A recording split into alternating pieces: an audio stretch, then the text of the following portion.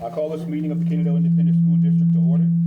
Let the record show that a quorum of board members is present, that this meeting has been duly called, and that notice of this meeting has been posted in accordance with the Texas Open Meetings Act, Texas Governance Code, Chapter 551. At this time, we will say our Pledge of Allegiance. I pledge allegiance to the flag of the United States of America and to the republic for which it stands, one nation, under God, indivisible, with liberty and justice for all. Thank you all. You may be seated.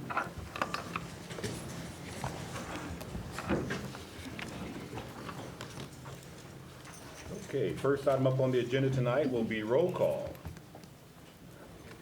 And we will start with Ms. Debbie Villagomez. Here. Ms. Maria Cruz Perez. Here. Mr. Sean Glovier. Here. Ms. Maria Douglas. Here. Ms. Felicia Moody. Here. Mr. Esteban Serta. Here. Darrell Owens is here. We have a full house. Everyone is present, so there are no members that are absent. Next, we'll go to section 3, which is public comments on agenda items. And Mr. Serta will take a look and see if we have anyone signed up.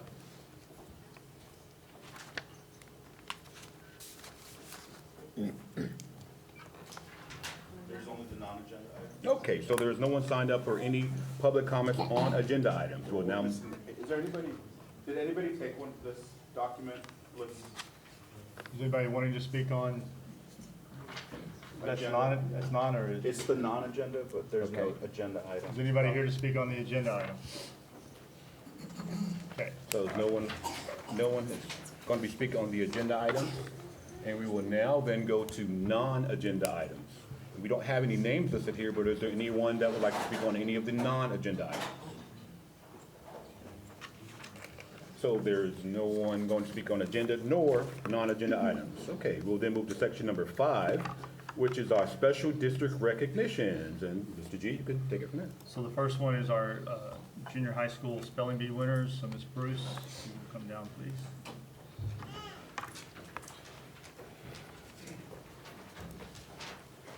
We actually invited a bunch of science fair winners, so we're gonna move our spelling bee winners to next month. Okay, so we're going with science fair recognition. So we're skipping A and going to B. Yes, please. Okay. Okay, all right. Thank you.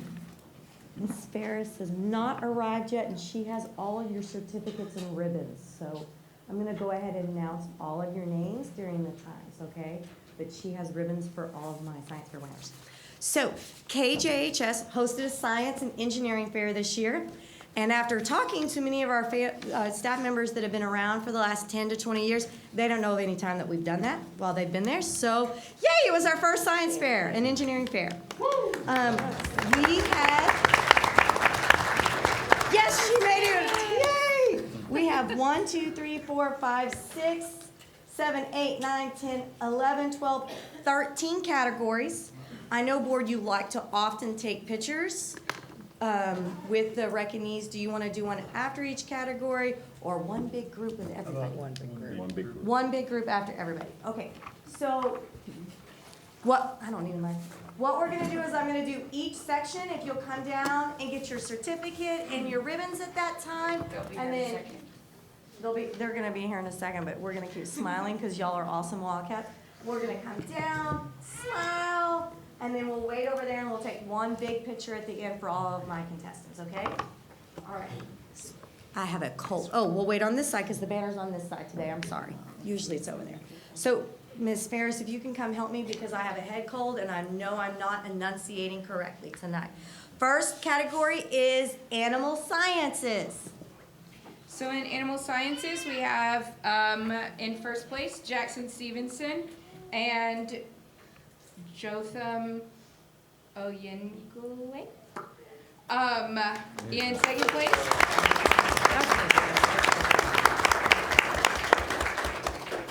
In second place, we have Kendall McGill and Madeline Wood.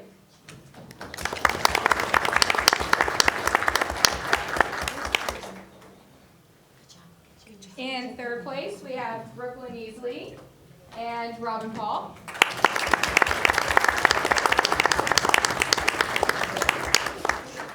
And honorable mention in animal sciences is Jet Hammonds.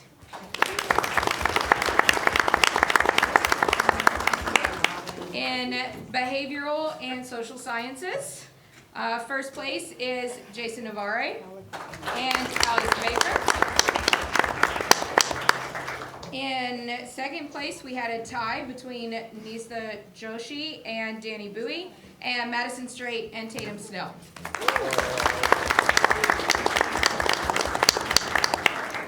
In third place, we had Isel Aranda and Paulina Jurado.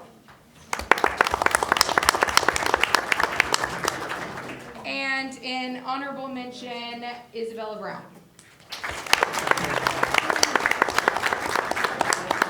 Ellie, you can come in, baby. Chemistry. We had a tie in first place between Fiona Doherty and Elliot Harpster. And Daniel Marsden. In second place, Jaden Bernache. In third place, Jesus Gerfaldo. And in honorable mention, Xavier Brown, Ismail Ibrahim, and then Soraya Smith and Keely Sexton. In Earth and Environmental Sciences, in first place, we have Leslie Gonzalez. In second place, we have Brittanya Lamela Morales. In third place, we have Luke Fuller. And honorable mention, we have Jesse DiGirolamo, Riley Norris, and Kaylee Johnson. In the category of energy, sustainable material, and design, we have first place, Bo Bryson and Frida Guzman. In second place, Eli Medina. In third place, Jorge Estrada Gonzalez. And in honorable mention, Cohen Lawrence and Joel Middleton and Sean LaFollette. In engineering technology, statistics, and dynamics, in first place, we have Charlie Bittens and Zachary Vincent.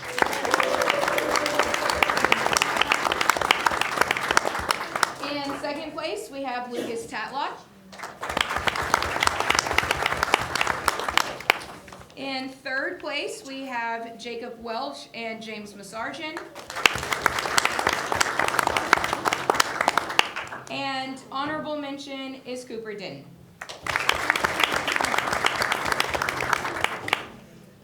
In environmental engineering, in first place, we had Amanda Mitchell.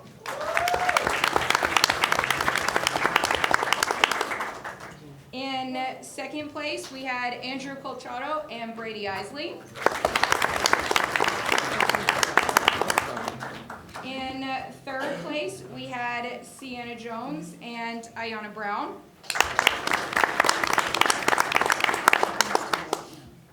Oh, that was all in environmental. In material science, we had in first place, Colin Chow.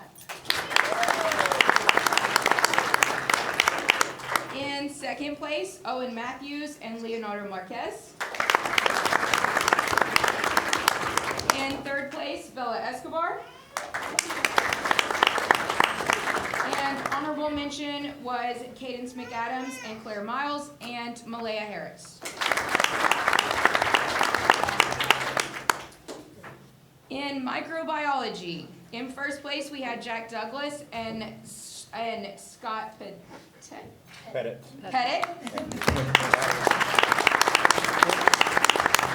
In second place, Ty Hayes. In third place, London Terry and Zoe Crumbaker. And for honorable mention, Case Fulmer and then Abigail Perez. In plant sciences, in first place, we had Javen Ivory. In second place, we had Jonathan Lara. In third place, we had Adelaide Sanchez. And for honorable mention, Tynan Nguyen. In physics and astronomy, in first place, we had Jarrett Simpson, Caden Suen, and Noah Villagomez. In second place, we have Maya Hendricks. And in third place, there was a tie between Abby Barella and Araceli Howe.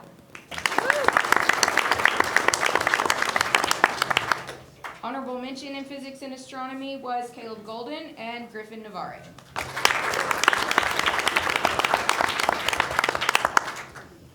In robotics and intelligent design, first place, Isaiah Garcia.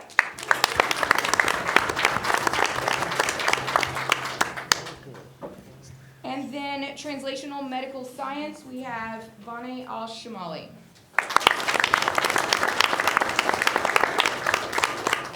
That's it. Thank Make you. sure every student was called, Yes. came in late. Did I get all of my junior high wonderful cadets? My wonderful cats, come on down. I think we may have said your name early. Excellent. All right. Thank you, parents, so much for coming out. We're gonna take a great big picture, and you can leave unless you want to stay. That's your choice. You want to break them into two groups? Yeah, we'll post the picture on the junior high page, and we do have certificates for them. I don't know, they're just driving. Miss Powell is coming. Miss Powell is coming. The law allows it. Thank you so much. Miss All right. Ferris, Okay, Miss so we're gonna break Ferris, them did you into two announce groups, his because name? it's so big, we'll go Great. half and then the other half. Let me have my, Hold on. we're gonna go into two groups. Wait, Miss Ferris.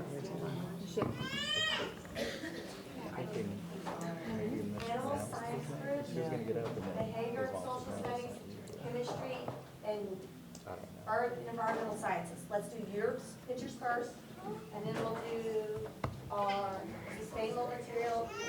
We'll do the energy engineering, environmental engineering, material science, microbiology, and physics second, okay?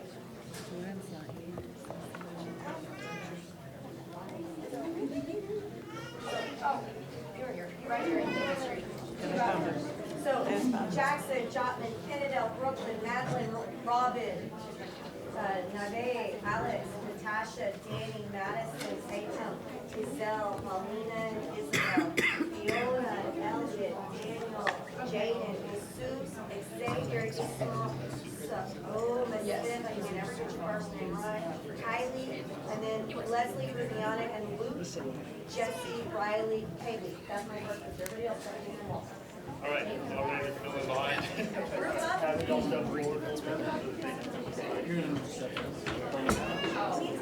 I need to get in front of the kids. I know, I'm aware. Thank you.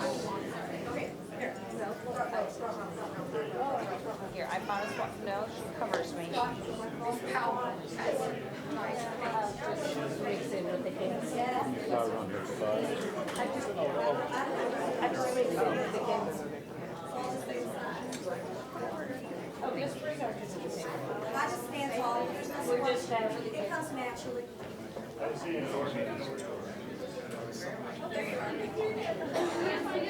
She's like, I'm not getting up on the table.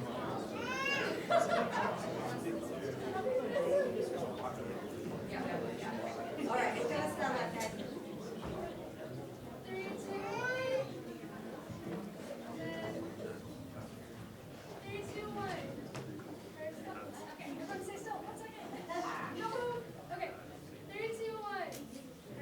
Thank you, thank you. Good job.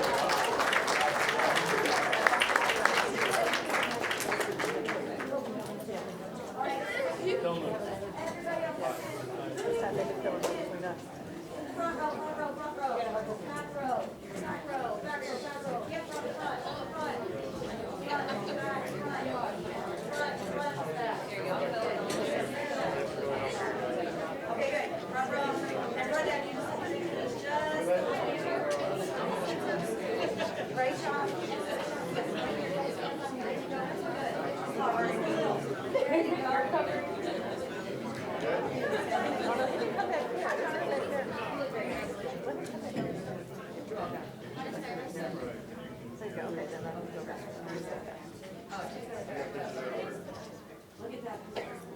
Let's go, Science! Woo! When that's getting posted online. Okay. One more. Oh, you got me for a long time. I know, it's so Not sad. perfect, that's okay. We're in progress. Okay, we're good. 1, 2, 3. Yes, Great. Thank you, guys.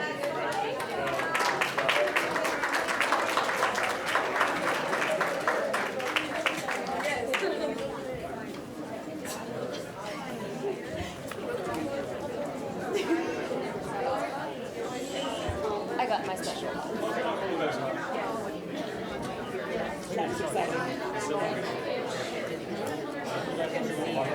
If I could have everybody give Miss Ferris a great big round of applause. She organized this and made it happen this year. Okay, let's do that I will say, the entire gym, when I went in to look at it, the entire gym was full of projects. The entire gym was full. It was great to see for our first event. Yeah, especially for the first one. Very good. Miss Hamilton, who was a science teacher for 18 years, she's like, we never did it. Yeah, good. Very good.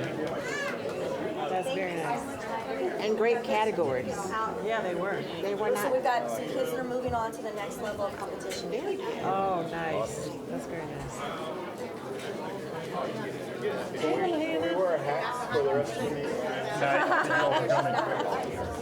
Bye-bye. Thank you for coming. Bye-bye. Great driver. How are you?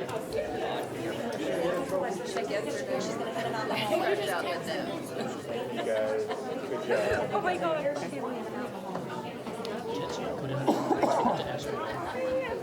Jordan.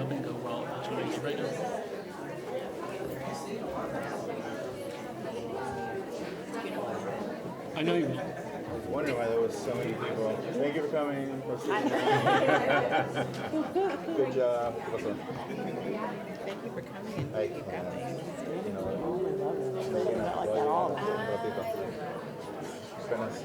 It's not in Louisiana right now. Steve. I'm here. The banner fell. What? The background. It fell.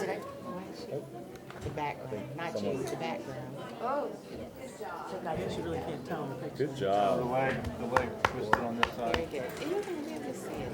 Thank you. Thank you all. Hey, Thank good you. job. Good work. Good work. Hard work. Bye-bye. There we go. Can I see your necklace? You might want to take it off with that, the cord. Oh, okay. I Very like good. it.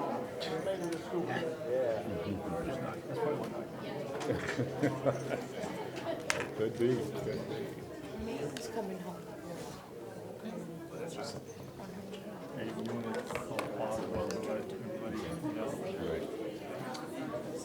So we're going to take a 5-minute recess to allow everybody to move out. So time now is 6:20, and we'll take 5 minutes. We'll reconvene at 6:25.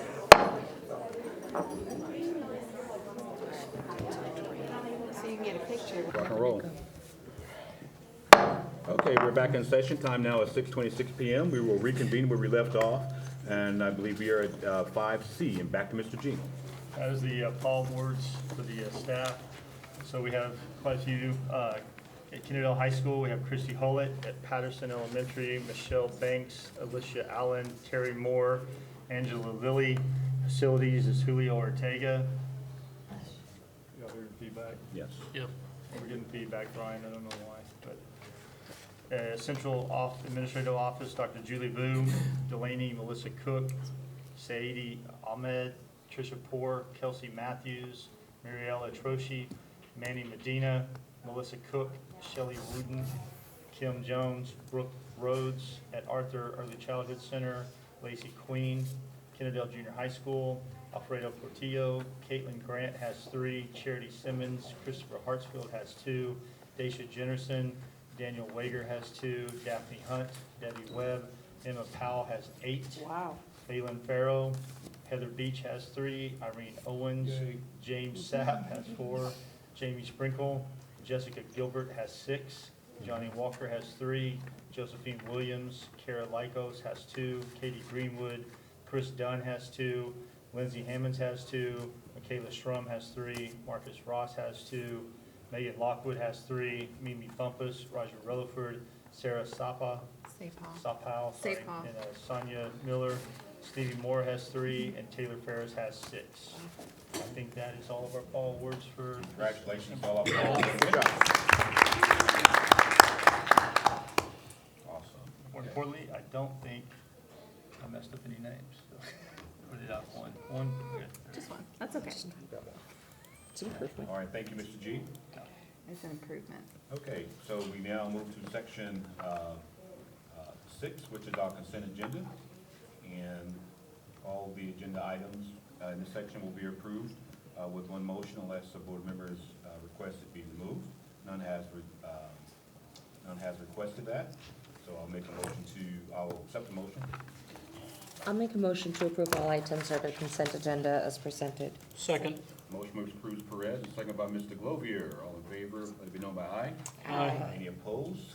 And that motion passes unanimously. Okay, we now move to section 7.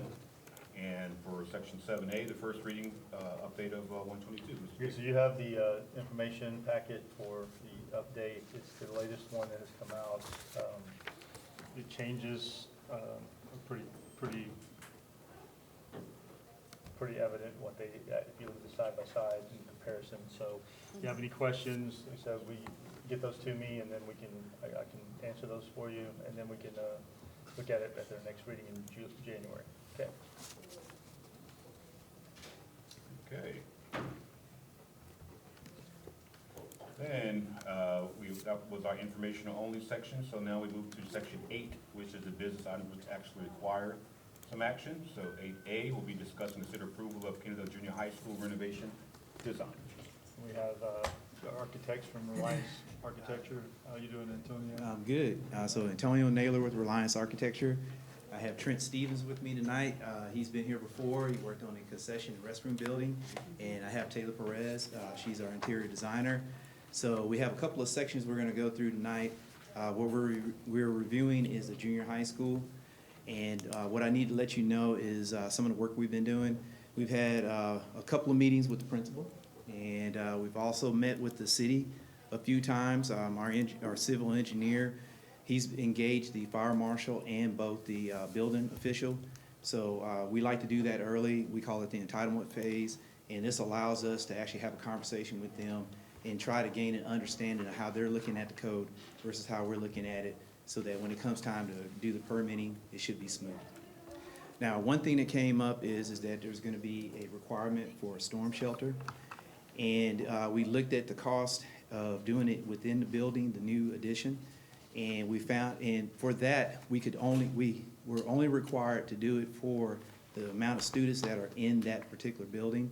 We found that we could possibly do this for less by using the old gym, continuing to, have that use of a gym, but fortified, or what they call, structural modifications, so that we can actually host all of the kids on the campus in there. So we're looking at that. It should be less money to do it, and it'll be able to hold the entire campus instead of just doing it for the addition. Now, part of what we've done is we're looking into a grant for you guys. We've been working with the Texas Department of Energy Emergency Management.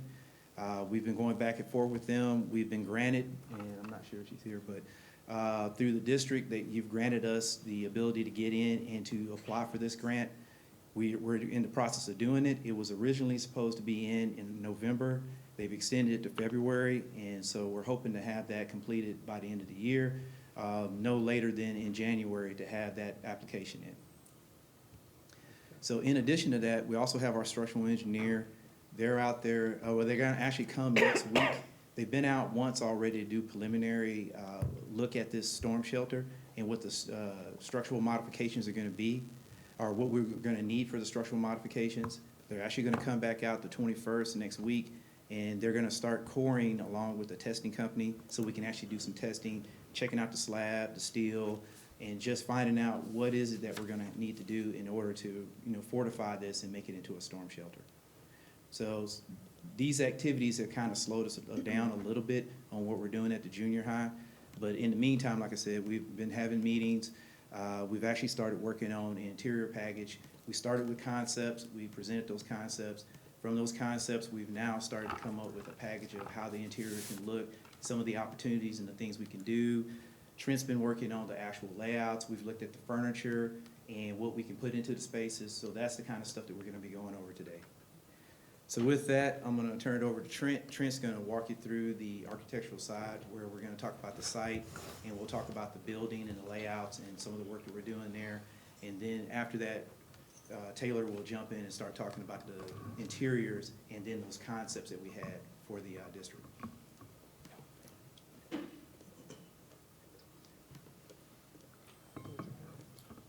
So what you're seeing right now is just currently the junior high. Everything that's in red is what we're proposing to demo and or modify.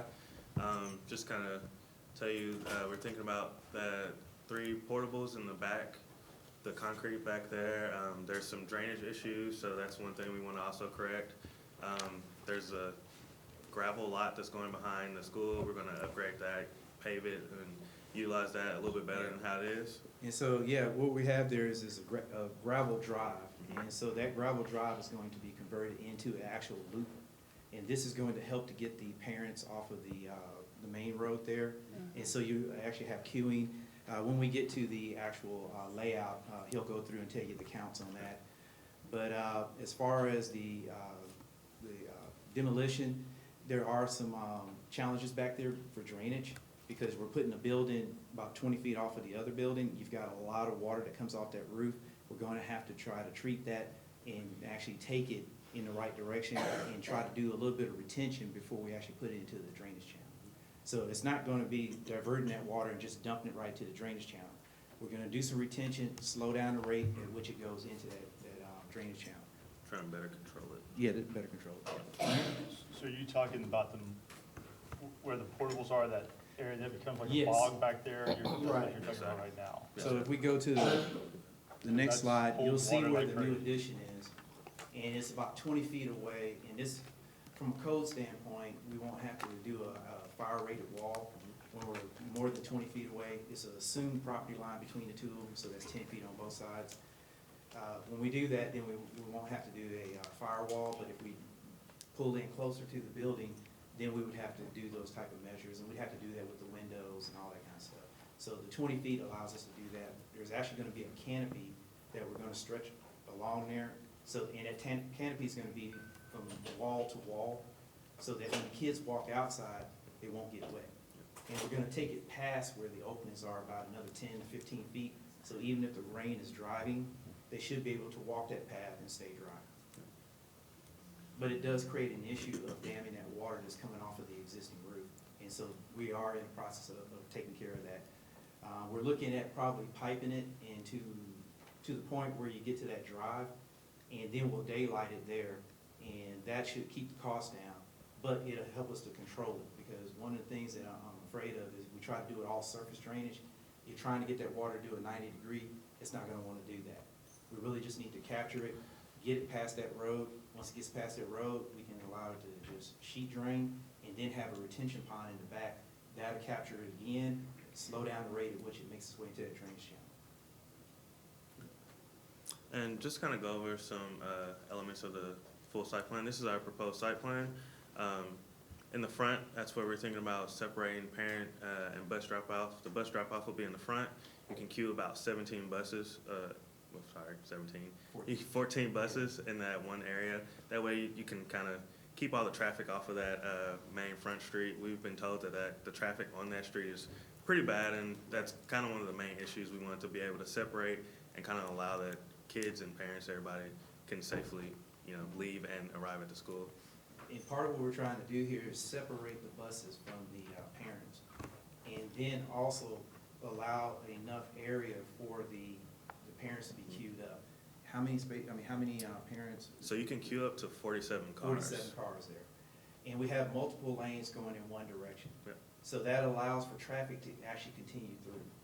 So when you get to the back of the building, you actually have a lane that pulls off, and that's the loading and drop off. Mm-hmm. But you've also got 2 other lanes that can continue on through. Yep. So it should actually allow them to actually do more unloading and loading right there in front of the building with those 2 lanes, but still have that 1 lane that continues all the way through. But the traffic is going to be one way going in that direction. I'm just gonna go a little bit back and forth here, just to kind of go back. If you look over to the left side where the drive is, as you can see, we kind of have parallel parking. We're proposing to change that to angular parking, kind of make that a little bit better for people to park, get a little bit more space in there, and also designing and laying out a dumpster area so that it can finally be enclosed and not just out in the open, just right there in the spot, in the parking lot. One other thing is, this was requested by staff. At the front of the building, there's not a pathway for them to walk over to that staff parking. So yeah, go ahead, show them there. So we added that, and that's gonna be a part of what we're doing, to give them a drive path to make their way over there on a rainy day. Yeah, it gets muddy. Might I have to ask a question real quick? Yes, go ahead. I understand the angled parking. Yes. But all that angled parking is pointed inwards, but isn't that gonna be a problem if That's, you're trying to we're, come out? that's to keep with the direction. So when you pull back out, you need to go You in gotta go that same direction. So you're gonna flow them around the. Yes, we want to make sure to encourage that flow goes in that direction. We don't want to allow people, because if you do straight-in parking, people are going to turn and go the other direction. We do this angle parking, we can help to make sure that that continues to flow in that direction. Now, somebody can force their way and go back the other way, but it's going to be a little tougher. But that's the main reason we're doing angle parking, is to encourage the flow of traffic to go that direction. So that's Not allow people to the be able entire to- flow is going back towards the. It's new going addition. back toward the addition, That's yes. why, okay. Yeah, That's. so you come off of that main road and go all the way back there. That's how we're able to get that 47 car queue. Okay. Yeah. Yeah, so you would enter from this direction, come up and go around, and around here you'll see there will be some, we have play courts, so they can do 4 square, tear the ball. There'll also be a basketball court, and all of this will be fenced in, so you don't have, so the kids are away from this road, no, no balls or anything, or like going off into the street to kind of keep kids safe. As well as like, there will be some double gates down here to where teachers and students can walk through, get through, and that way you can also control who's coming through on the campus. Yeah, part of this, we're gonna need to look at access controls on that. And so, we're gonna work with technology to get that done. But every point that we're gonna have where we're gonna put these gates will have a personnel gate. Now, some of them are gonna be double gates because they need to service stuff, and so they're gonna need to be able to pull their trucks in and that kind of stuff. But anytime there's a single personnel gate, we're going to put the card reader access on that. That way you can control the access and you know who's coming and going through that particular gate. We getting ready to go forward? No, I was finished. Before you go forward, Yeah. I've got a question here. So with, you talked about the drainage off the east side of the building. What about the drainage off the On north west side of the building? You got problems there too, and something I haven't talked to you about yet. When we go out there to take a look at this smaller gym, we're gonna take a look at the large gym. Something's going on over there, and I think I know what it is. You've got 2 roof drains that are dumping a bunch of water right in that corner right there, and that is that particular wall right there. I think you've got some issues with too much water and moisture, and it's compromising that foundation. Which corner did you say? It'll be right here. Oh, I was talking Right about, there, I was that talking corner about the other side. Oh, I was talking about the north side. okay. Yeah, This side. you talking right in there? Yeah, Oh, okay. as you're putting, There's not a lot as we're of roof putting drains stuff over like There's there, a couple, yeah. as we're putting courts there and whatnot, and Mhm. you're losing soil that's gonna absorb, some of the rainfall. Yeah, and that's part of our the civil engineer, it's gonna be part of their calculation on how much impervious cover we're putting in there. We'll definitely look at the drainage in those areas. We'll probably end up having to put an inlet there, and that'll tie into that pipe that I was telling you we're gonna take underground. We'll have that tie into that pipe. And that's gonna be around the It's gonna be east side of the around building play court too. areas, like in between the play court area, let me show you. I would say we'd probably put something out here, not far off of that transformer. We'll probably have something between these play courts here, and then I would put something else probably here, and that pipe would run straight through here like this. And then about this point out here, we might have a head wall, and we'll have where an outlet for the water. And it'll sheet flow across the grade, and then it'll be captured there in that retention pond. And the main reason I'm looking at that because We're getting a retention pond? a retention pond, yes, we're gonna put a retention pond in. So right now, I mean, you don't see the full site. That drainage makes its way back over to that drainage channel in the back there. And Is that the drainage channel that we share That's with the with the neighbors? neighbors, yes. Okay. Yes, with the neighborhood, yeah. Okay, so, And so it makes its way over there. And the land slopes toward that. What we're gonna do is we're gonna build this retention pond before it gets to that drainage channel, so that that natural drainage that's going on right now will capture that in the retention pond first, then slow the rate of it as it goes into the drainage channel. will that help alleviate the water going over that wall so the neighbors aren't flooded? Well, I think there's another issue happening there with the flooding of the neighbors, but we are not gonna contribute to it. And we're gonna actually take anything that's coming off the site, we're going to lessen its impact. That's what we're trying to do here. Okay. Yeah, but I believe that there is actually another issue.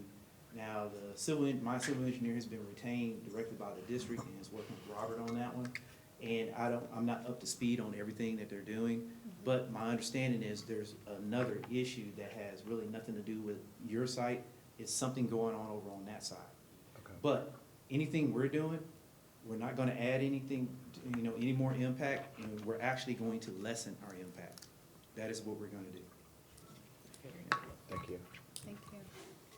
While we're asking questions. Yes, go ahead. Daylight, what does Oh. that mean? Oh, I'm sorry.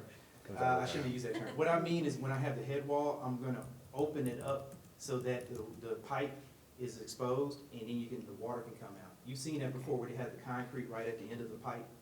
That's what I'm talking about. So daylight means that it, Underground to above ground. yes. How big is that pipe? How diameter? Man, that's gonna be probably, I'd say, maybe a foot to about 18-inch pipe. Yeah, it may be a little bigger than that. we have to look at how much water we're actually capturing right in that area. Are we gonna make sure those students can climb in? Oh, no, we put the Yeah. bars, we put the Okay. actual, you've seen them where they have the pipes in the front of it? I would if Yeah, I yeah, was. yeah. So Yeah. we're gonna, no, we're not gonna allow where kids can crawl up and go through there. Yeah. But Thank I you. imagine it's probably an 18-inch, That's a good question. at least probably diameter pipe that we put through, probably longer. Yeah. Stranger things have happened, You're right. trust me. Yeah, yeah. And just to kind of finish up on here, unless there was any more questions, I don't wanna, just to finish up here, we also were tasked with like providing just some extra parking along this grass area. That way, it's, we were told that some of the people, whenever there's basketball games that are happening, people are kind of parking like in the grass and having nowhere actually to park, and that's just giving them a space to park. So, yeah. Just trying to Just define kind of, that. yep, just kind of give them a defined area that way, so it's just not, it's a little bit more controlled. Right. The other thing we're gonna do is around the addition, we're gonna try to infill that area with as much concrete as possible. I like to do that around foundations so that it doesn't, give an opportunity for water to kind of hang out and for it to wash out that area. And then you get that negative drainage that goes back towards the building. So, wherever we can, we are trying to put concrete up against the building to try to negate that. Is there any way we could see that drainage plan? He's working on it, so he doesn't have it yet, but I can bring it back. This is schematics, when this I- is not all the Okay. details yet. Will we see that next month? I can, It's yeah, not this I mean, meeting, Well, so, yeah. that's fine, Yeah. yeah. But it's being discussed, we have a Yeah. goal, we Oh, have yeah, a if we could- total if we intent. could see it, that'd be great. Well, yeah. Yeah. See, he's Yeah, working I on that plan. It's just not at a point that you would be able to recognize what's going Yeah, on with 'cause it. it's I mean, still in the grading's design. there, but Yeah. yeah. Thank you. Cool, thank you. So this is just the main building. This is just showing you the spaces that we're going to be renovating, which are these three classes right here, which previously were 2 science classrooms, as well as this one as well as this side, which was also 2 classrooms and a prep room. So we're just gonna shrink those, demolish some walls, just kind of shrink them down into normal size classrooms. So it'll be about 800 square feet or so just kind of standard size for a classroom. And so one of the classrooms is gonna be a smaller classroom, and so that could be for like, special ed. Special ed, behavior, or For any type of, yeah. extra space. On here, we have 3 classrooms that we're proposing to modify and change into practice rooms. And for that, that'll just be adding in some extra chipboard along the walls, just kind of help soundproofing that, as well as a different We'll type use of. probably soundboard, you know, and we may look at the doors. But it is an isolated area, so that may not be something we really have to do. Just kind of Yeah. looking at different ways, so like if there is a problem, how can we address it? Yeah. And we're aware, you know, budgets are tight, so, I mean, we're showing you all this right now. That could change, and we may have to come back with a list of things that we say, we can show them in the plans, but let's show them as alternates and then see how they price out. You do have a CM at risk that's, you know, on board now.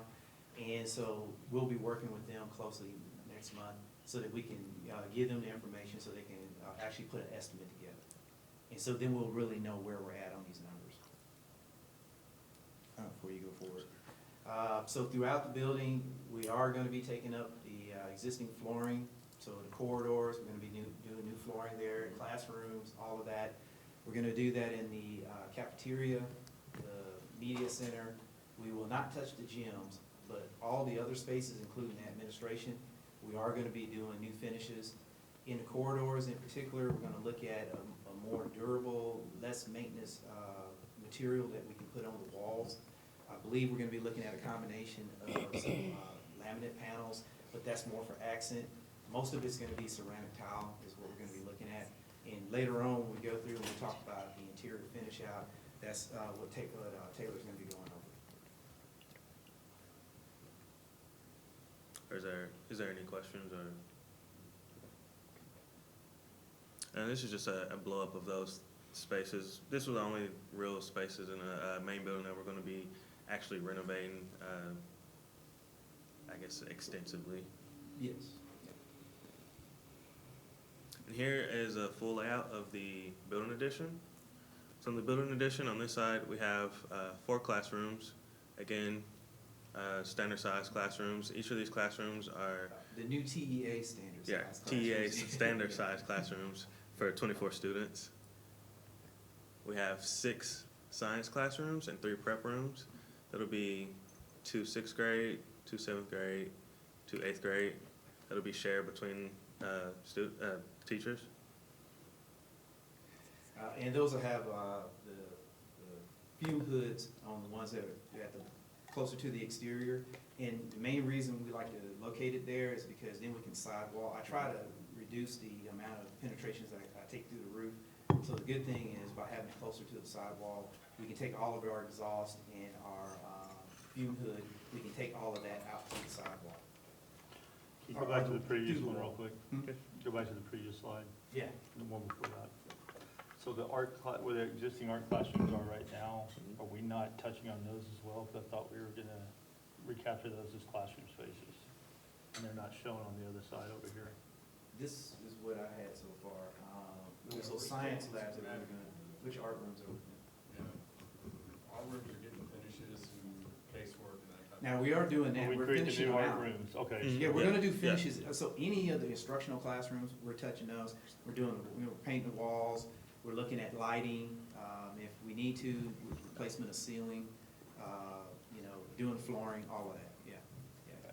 I was just thinking that we'd torn down a wall and maybe, I didn't know if we were replacing that wall, so, or to regain 2 classrooms or not. So we'll talk later. Okay.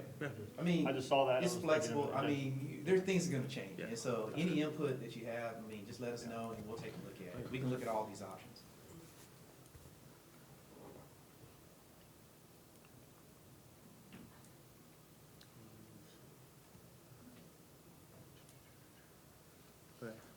Along the side, we have our art classrooms with exits out into that courtyard area where we're. Go back and kind of show them that and talk a little bit about that. So right here in this area, this is where, right here is where the art classroom will be. And there'll be some doors outside of that, out on the exterior so that they can use that courtyard, any type of, any purpose they really need out there, honestly. Yep. And so, as you see, we fence all the way out to the outside right here with the gate right there. And so this is gonna allow them both CTE, science, art, all of them will have access to this as a courtyard. And it just, as a result of, after we started putting things in, we saw an opportunity, and it's just really just moving the fence line gains you that. And we'll leave a green area too, yeah.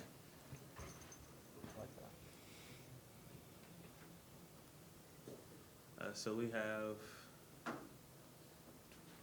And this is from input that we've had with the staff, so this isn't us just making up some stuff. So just want to let you know that. The art room, they require the storage that you see there in yellow. And we kind of came up with two different ways to kind of handle that. One kind of catering more into what our thought of what they wanted for a large storage room to hold all of their art supplies and things, as well as like if we can try and make it to where this bottom option, where there's actually storage in the tables, and that way the students can actually store their own personal stuff at their table that they're sitting at, and that way you don't have to leave and go out into other, you have to get up and go to the storage room to actually get anything. This way kind of keeps everything right here at the desk, and students can access it. Teacher can also lock the cabinets up and make sure everything's safe and secure. But that's, again, that's just another conversation we have to have with the principals and our teacher, just kind of confirm like which option, which way do you guys feel in? More where you have the storage room where you can just stack in everything in there with metal shelving, or we have a more, you can have storage in your furniture. And trust us, there were more options out there, so we've kind of gotten it, we've pared it down, and we're getting close, real close on that. There's a space that's up at the top there. This is your multi-purpose room. You had two of them. We put them side by side, and what we're gonna install is a vertical rise and partition. And so that partition rises up, it's out of the way, but when it's down, you'll have a marker board surface on both sides. And the biggest thing that I have found to be an issue for schools is having space, in large spaces where they can gather. So this gives you some flexibility where you can do that. And then there's one other space that we didn't start out planning to put this in, but it might be a nice little treat. We're gonna look at trying to develop a STEAM lab. And later on, when we go through the concepts, you'll see a concept that we put together. We've actually been in contact with a group that this is what they do. They do these STEAM labs, and so they'll help us with the layout, but we have to define that space for them too. So we're already starting to work on that. So that's another little pet project. Another great thing about the team that we're working with is that they actually come up with all the curriculum that you would need as well. So they help you pick the furniture, they help you pick the equipment, they develop teaks for you guys, so you can just bring it in and start a new program, which would be really awesome. Yes. And then aside from that, we have some other support areas. We have the assistant principal. That's where assistant principal will be located.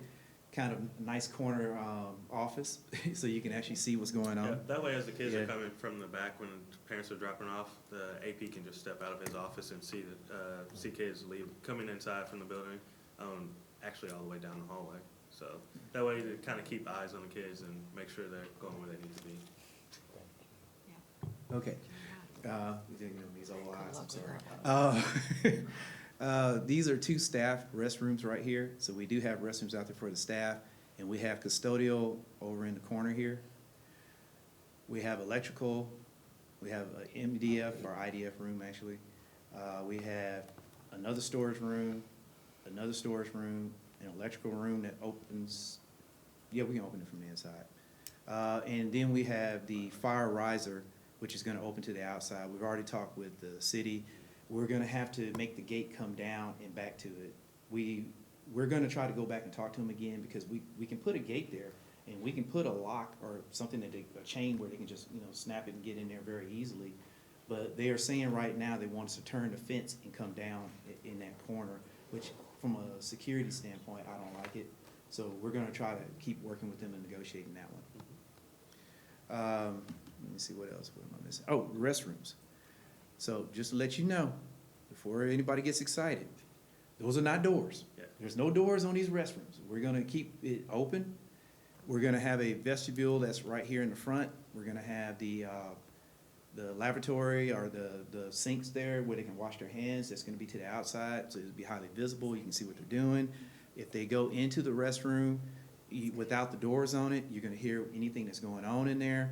And we have these, wing walls right here, that's just to help with the visibility.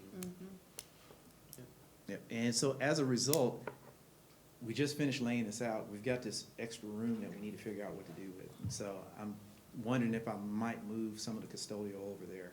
So anyway, we'll just have to work with that.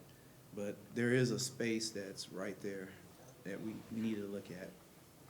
But right now, this is enough to satisfy the population that you have out there as far as plumbing fixtures. That will take care of the entire addition. Okay. It's exciting.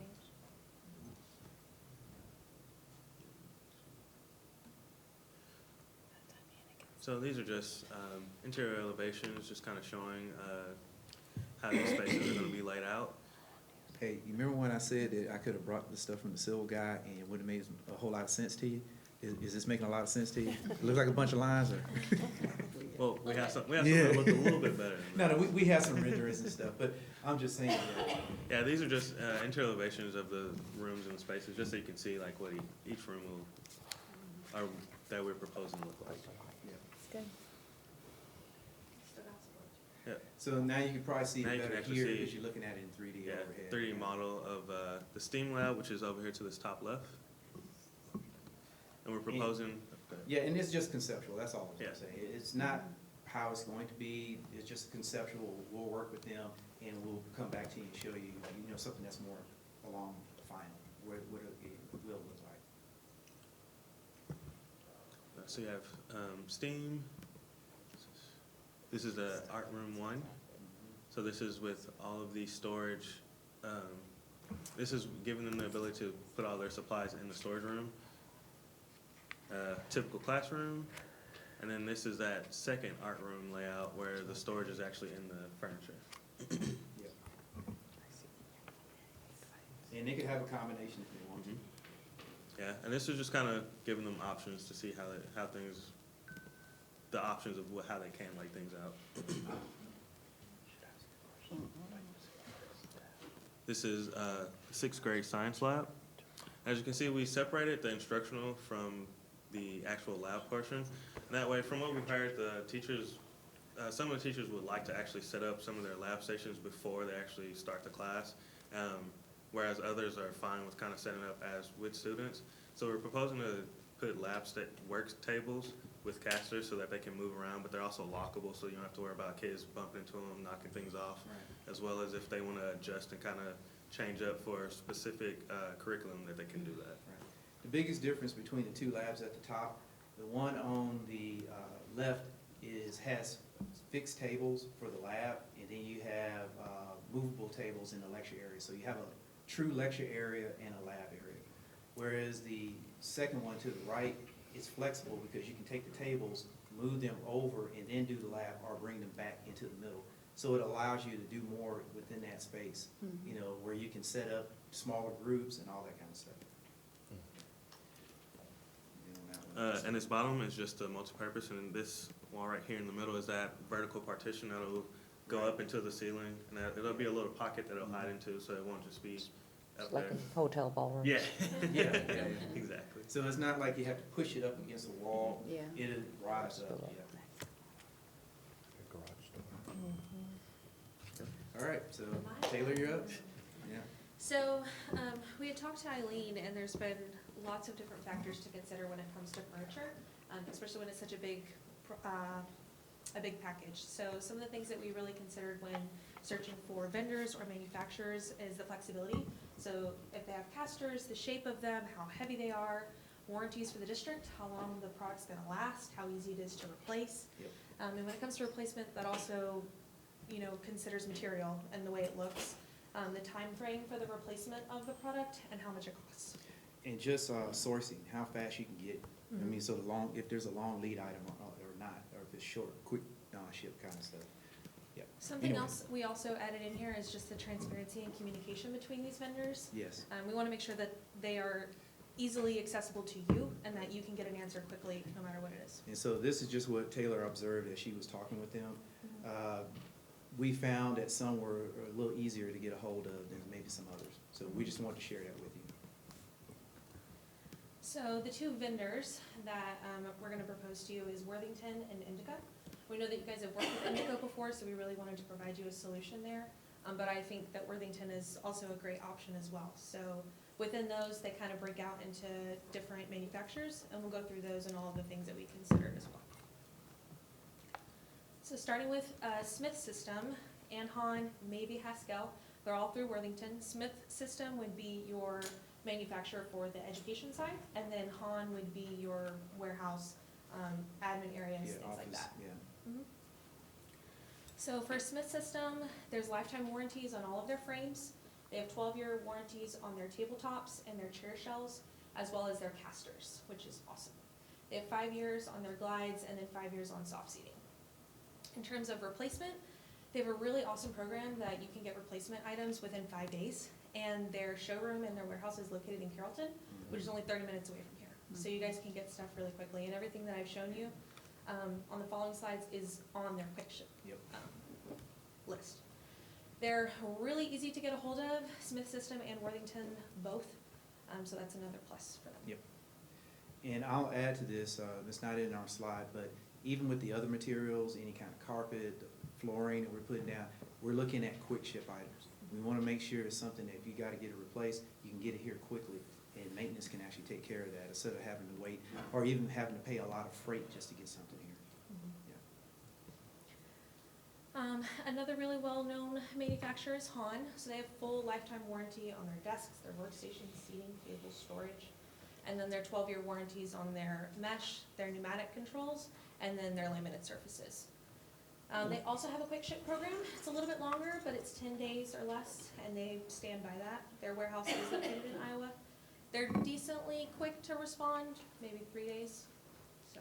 And this is for like your office furniture and all that. So we picked a few top items to kind of show you just some options that we could do. These number chairs are great. They're easily ergonomic. You can pick them up from the top or the center. They come with or without casters, which is great. They're stackable, 360-degree movement, kind of an all-around great basic chair. For the student desks, we selected these pedal desks. They have a really unique shape, so they can combine into group settings, table settings, individual settings really easily. They also come with casters or no casters that can be added on by the district or by the manufacturer. And they come in this wheelbarrow setup that you see here down on the side. It's great because it's only 2 casters on one side, so it's easily pickable, movable, rather than sliding the whole desk around. The casters are lockable, which is great, so you don't have to worry about them rolling around, and backpack hooks can be added to give the students a place to put their backpacks rather than just on the floor. Yeah. So these are some options to show you how those kind of come together and move around, giving the teachers optimal movement in their setups. Another option that we talked to with Eileen is this cantilever chair. Having less legs on a chair seems to be better for kids not to break. However, their frames are lifetime warranties, so hopefully we wouldn't have to worry about that as much. Still 360-degree movement. Their skids are nylon or felt, so it's kind of up to you on how you want to roll with that. And then there's also just a normal, typical student desk. The legs can be added with casters or not.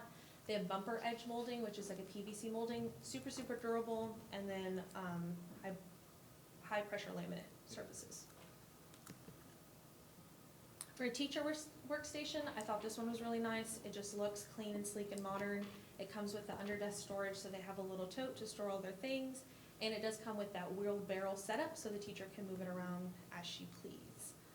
The only thing about Smith is that they don't offer that office furniture, but that's okay because we have Hahn as a partner with them.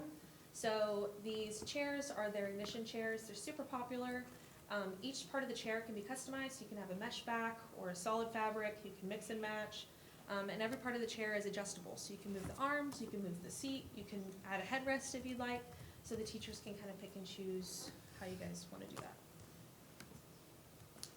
And then for the library, these flow form series that they have all sorts of options. They have lounges, ottomans, rocking chairs, solid chairs. And these dividers I thought could be really nice just to provide a little bit of privacy, but they're not too high where the librarian can't see what the student is doing. Currently, the library is of just a big open space, so I think by adding in some of these dividers could really create these pockets and nooks for students to read or collaborate, just to hang out by themselves. And the vinyl fabric is super easy to clean with a low bleach solution, so that's great for you guys as well. And this just shows you some of the options within that flow form. You can see all the different options that you guys can do with that. They do have these low bookshelves, they're curved, but there's another option that Smith has that I think might work a little better for the district. In terms of tables and actually seeing in the library, I thought these flow form would be great. The sleek base is made of steel, so it's definitely durable, but it also gives lots of leg movement around, so you guys can, get a bunch of kids together or not. And this shows you kind of some of that setup. That table is actually kind of an awkward offside rectangle. But with that, if you guys have these curves, it kind of makes sense with the flow of all the furniture together. And this was that other bookcase, book stack that I was mentioning. It comes in a variety of heights, so you can get it tall, short, long, skinny. And the frame is made of steel, so the steel has a lifetime warranty, which is great, and the laminate is 12 years, which is pretty much standard across all manufacturers. As an option for the makerspace and science classrooms, in terms of like the 6th grade who have that movable from lab to instructional space, I think these would be a great option. The tops are chemical and flame resistant, which is great because you don't have to worry about damaging the tables. They're super sturdy legs. They can hold up to 400 pounds. They have lockable casters that come standard with the table. So that's a great movable option. And then for the makerspace, the STEAM lab, I thought that this would be a great option. So this is the only one from Haskell, but I thought it was just so great I had to show you anyway. It's the rover table. So the top comes standard with butcher block, and it can be either overhung, so it's kind of like bar seating, or it can be straight up and down. If they're overhung, you can actually flip the top off to the side, and so you can get it through a door, which is great in case you wanted to move it from one space to the next. We can add power to the top, add power banks, and then the bottom comes in a variety. It can be customized to whatever the district would like.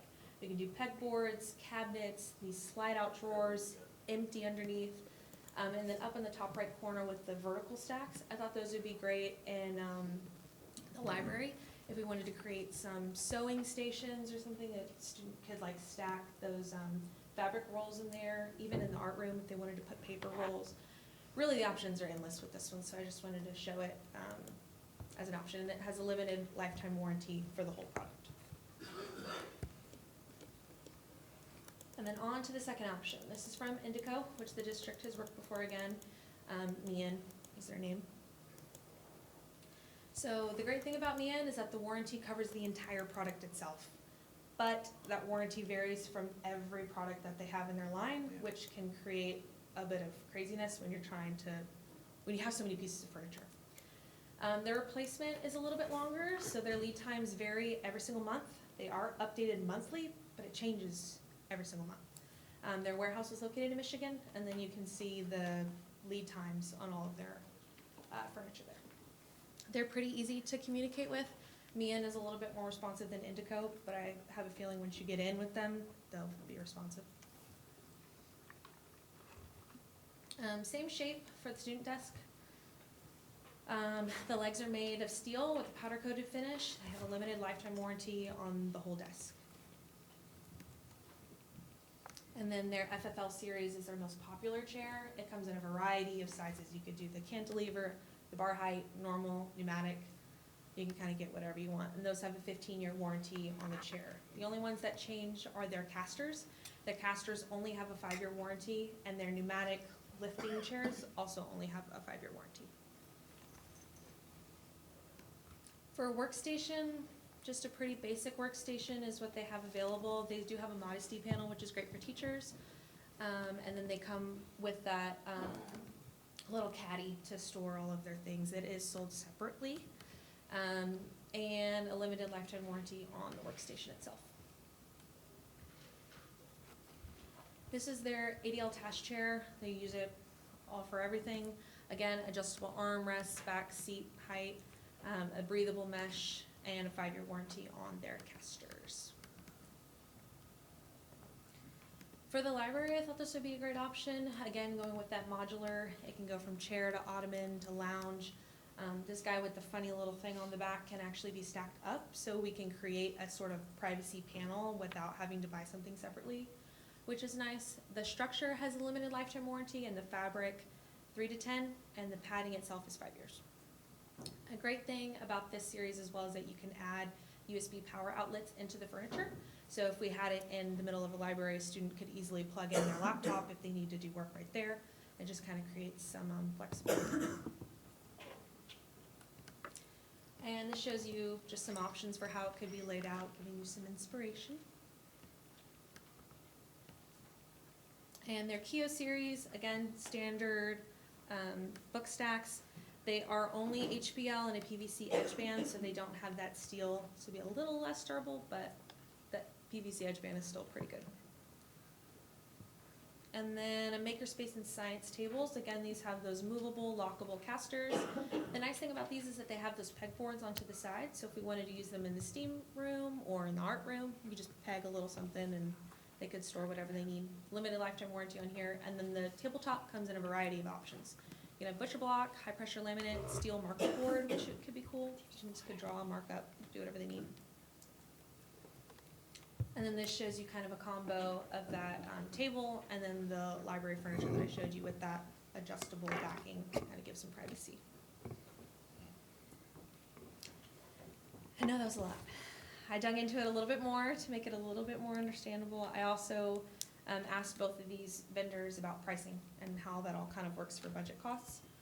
So that kind of shows you here. For a standard classroom of 24 students and a teacher, you're looking at about $11,000 for Smith and about $14,500 for Meehan. The library is about $50,000 and the library for Meehan is about $62,000, and then the STEAM $20,000 and $17,000. Really, I think they're pretty close. And of course with, you know, casters or not, or adding this or adding that, Yeah. I think they'll come out about even. So I think the majority, the thing to think about most here is the warranties, the replacement, and just the overall look of the furniture themselves. And this just gives you a quick overall pros and cons if you want to reference it back later. Any questions about furniture? Cool. That's good. I guess we're ready to get into the next part, Yeah. right? Yeah. We got a little while. Let's go. All right, we're gonna skip through this pretty quick. This is just our initial concepts. We were looking at like this LA Education Center. We looked at this Crone office. These are just things we gained inspiration from. The Lear Bridge Library Pavilion and the Science Lab, of course, for like science and for the STEAM and all that. A fun library with Yeah. lots of color. Yeah. So now let's get into the concepts. So for the concepts, I really took inspiration from Kennedale as a district themselves and your core values and what you guys stand for.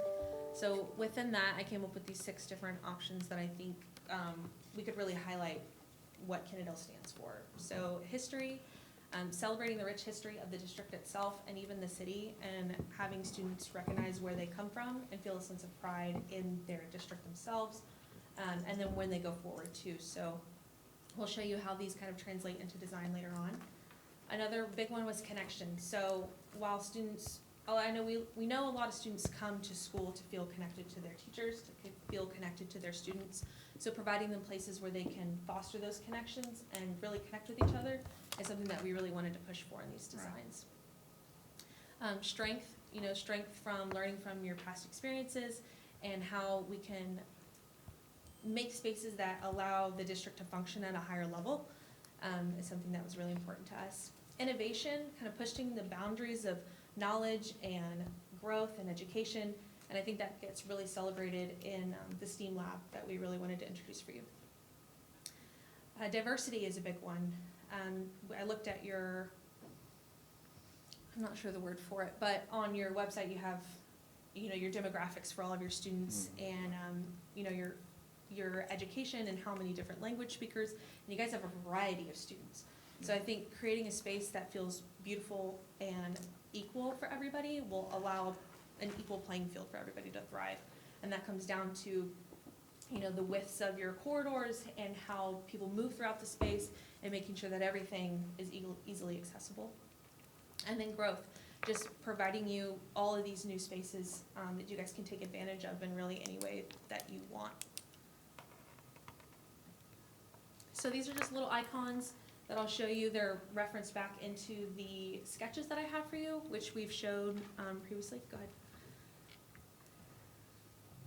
So this is just the color palette. We were just looking, I mean, green is a dominant color that you have, but we were looking at what could go with that green and how we could introduce the neutrals and just kind of pull everything together. You'll see a little bit more as we get deeper into the concepts. This is just looking at a corridor. It was kind of a hand sketch real quick, but some of the ideas here, you see the connection, the loops over there on the left. We're thinking you have these banks of lockers. If we could take those lockers out and we could actually build a bench there, we could do something nice for you. And that could be a place where the kids could actually sit, they could actually collaborate, they could plug in, we could have USB ports there. But I'm gonna go ahead and turn it over to Taylor and let her finish it up. But, Sure. Yeah. You know, within that growth, having that ceramic tiling on all of the walls to keep the, you know, the maintenance down as you guys grow as a district. And then wayfinding, making sure that everybody knows where they're at in the building with these big, large numbers that I know you guys kind of already have, but keeping those and making sure that students know where they're at is important. This is another version of those corridor wings. So these nooks are where those lockers used to be. So maybe celebrating historic figures in history or school history, creating maybe pegboards or whiteboards for students to pin up their artwork. You know, it creates an opportunity for you guys to tell us what you want. I mean, while we're in here doing these finishes, there's a lot of opportunities to really freshen up what's happening in those spaces.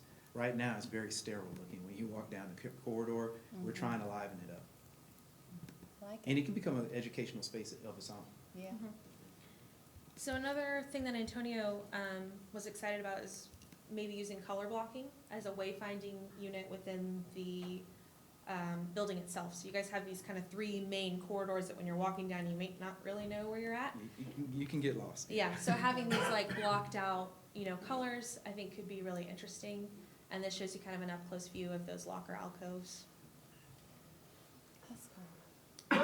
And this is from your athletic entrance. So we know that you guys have a custom graphic already on the ground, and I think maybe just elevating that just to kind of provide a wow statement when you walk in. And I know that there was some trophy cases on the back wall. I think maybe doing a built-in there would be great, kind of provide a grounding point to showcase all of the achievements of your students. And then again, that ceramic tiling, some fun with the flooring. And for your cafeteria, we know the budgets are tight, but within the cafeteria, I think that's a really fun space to kind of elevate it. So here we were thinking of this paneling system that really provides you with a lot of customization. You guys can do graphics, you can do solid colors, textures, and we can also do this with paint too. So there's a lot of options here. Same thing. Yeah. All right, so these are The fun part. Yes. So we've actually, that was very early on. Now we've started trying to develop that and do these concepts that we just went through.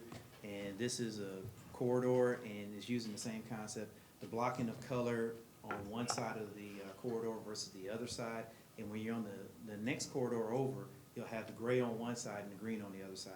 And then having the numbers there prominent, I believe that that's gonna help people in their wayfinding and making it around the school. I'll admit, the times we went over there, it took us a little while to get adjusted to that and knowing where we were at, and we're hoping that this will help with that.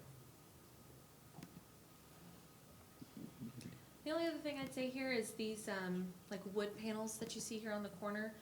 We're not touching the doors, any of the spaces, so that laminate that's there now will continue to stay. But I think bringing that color into somewhere else would be important to make it feel like it was purposeful and that was meant to be there. Exactly. Plus, who doesn't like wood? It's pretty to look at. Yes, So. yeah.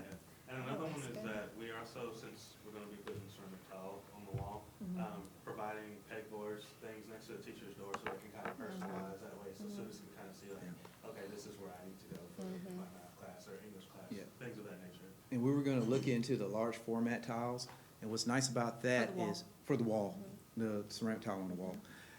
And that allows us to be able to integrate the tack boards and the marker boards and make it look like it's a part of it. Seamless. Seamless, yeah. This is And- an up-close version of this little collaboration nooks. And what we're envisioning is like some of the furniture you have there in the media center could move out into the corridor, and they could actually engage in collaboration and doing something educational while they're out there, or just even opening up their laptops just to sit there and to work on stuff in between classes or when they have quote-unquote downtime. Yeah. So this is your library. This big kind of green overcast here, I think could be great as just a grounding unit. It can really be customized to whatever you want, but I just use it as a sewing place for now. But creating some sort of interest on one side of the room, I think could be really fun and make students really want to go over there and, you know. We can help to define that area, yeah. You'll see in the back just kind of like a little collaboration area, some movable marker boards so students can work in there, some normal tables for students to sit and chat. And another up-close view of your cafeteria with that back wall, like we said. And, you know, there's opportunities. Not only can we put graphics up there, excuse me, if there's, you know, school song, stuff like that, we can actually put that on the wall. Right there, excuse me, sorry about that. Just another view. And this is the steam, and this is just conceptual, what we were looking at. Maybe some perimeter lighting right there in that corner to really, you know, accent the fact that this is something special over here, doing, you know, more glazing, that you can actually look in and see what's happening in the space to make it more engaging. Another thing that was mentioned to us was the desire to possibly get sponsors for some of this equipment that's gonna go in the STEAM lab. We know that that stuff is expensive, so, you know, putting a little bit of extra money into the STEAM lab to make it beautiful and to make these people want to sponsor you would be awesome. The little wildcat on the side I thought could be a cool kind of sponsor moment. So I know how a lot of schools have like plaques. Yep. I was thinking rather than a plaque on the wall, maybe we could do something, like yeah. coins, and it could make out the outline of a wildcat, which could be kind of just a fun, interesting way to thank them. And, you know, each of these walls that we're showing outside or inside of the STEAM space is an opportunity where you can acknowledge the people that have given to this special space. Sure. All right, so on the exterior, I'm gonna go through this quickly. This is not how it's going to look. These are just concepts. I'm gonna talk a little bit about them. So on the far left, that would be if we kind of did similar to what you have, where we have brick from the top down. And then we could have opportunities where we could actually maybe build entry that kind of pops out from the building. I'm moving from left to right on that particular image. And then maybe doing a little bit of metal panel just to break it up. The next image over on the right is looking at maybe doing metal panel at the top, doing the brick at the bottom, and then having the canopies kind of split that. And then below that, looking at maybe taking that metal panel and coming all the way down and defining an area, and then just kind of blocking those different materials where we could use the metal panel, we could switch over to the brick, and then we could have the canopies tucked right up against it, and the windows, the head of those being right at the bottom of the canopies. And again, this is just variations on some of the things I'm talking about, but basically looking at those materials, blocking those materials out, projecting them out a little bit, or tying them into like the canopy. So like on the upper right, what you see there is the canopy is the same color as the metal panels, and it looks like it kind of ties into that. It creates a little more interesting look to it. So these are just concepts of what we're going to look at. We're going to start applying them to the building. We've gotten to the point that I believe that the floor plan is set. And once it's set, then I can get in here and start playing with these kind of things. And the next time we come, we'll have some concept that's actually applied to the building that I can show you. But I just wanted to add this in here just to let you know some of the things, the inspiration, how we're looking at this. And then this next one pretty much just goes to comparing different LVT floorings between different manufacturers. We don't have to talk about it too much, but Yeah, I think the main thing you need to know here is that we're really looking at the price, we're looking at the longevity of the material, your life cycle costs. We're really trying to analyze that and make sure whatever we put down is something that can stay down for a good length of time, but it's not gonna be an exorbitant amount of cost to you either. So we're trying to balance all that. So this just shows you the research and how deep we're digging into this. And we've looked at it in various materials, we looked at it for carpet. And, you know, these are some of the carpets that we could put down. The pricing is, if you look on the far left side, that's very nice. Pat Craft makes a good product, and the warranties aren't really that different between them. it's really just the look. It's the look, So. yeah.